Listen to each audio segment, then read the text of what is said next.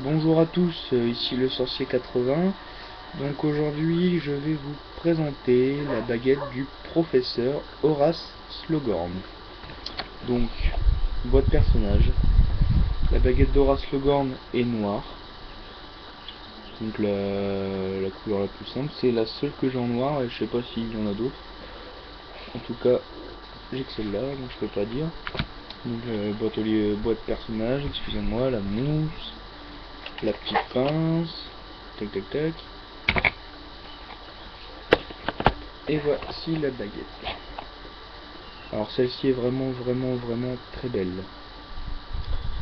Elle a un petit côté rigolo, comme le personnage on va dire. Elle a sa part de sensibilité quand même, sa petite part de mystère.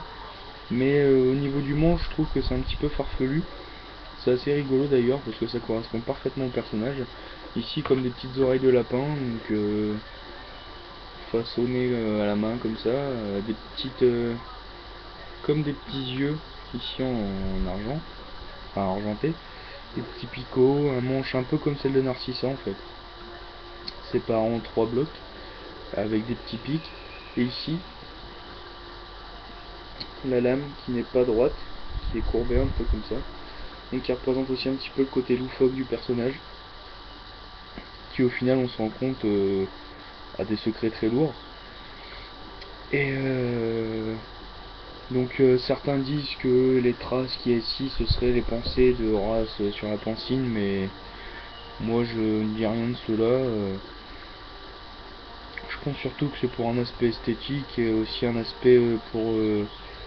après voilà, chacun son avis, mais pour moi ce serait du genre le mystère quand même, un peu comme Rogue. Des lignes comme ça qui partent un peu partout sur le fourreau, sur la lame, pardon, qui laisserait présager quelque chose, mais on ne sait pas vraiment quoi, un peu comme dans Harry Potter et le Prince de Sang Mêlé. Donc la baguette est très jolie, la peinture est très belle, ça fait un petit marron métallisé avec une lame noire et des traces ici, des petits traits, petits élancés de filets argentés. Euh, que dire de plus? Bon, prise en main, pas trop mal. Vu comment elle le tient le personnage, bon, il le tient un peu comme Voldemort ou juste comme ça. On voit pas vraiment utiliser sa baguette dans le film, mais le peu qu'on voit, bon, ça doit pas être désagréable pour lui, je pense. Donc voilà, c'était le sorcier du 80, pardon, pour la baguette d'Horace Slughorn. La prochaine baguette, ce sera celle de Ron Weasley. Voilà, à bientôt.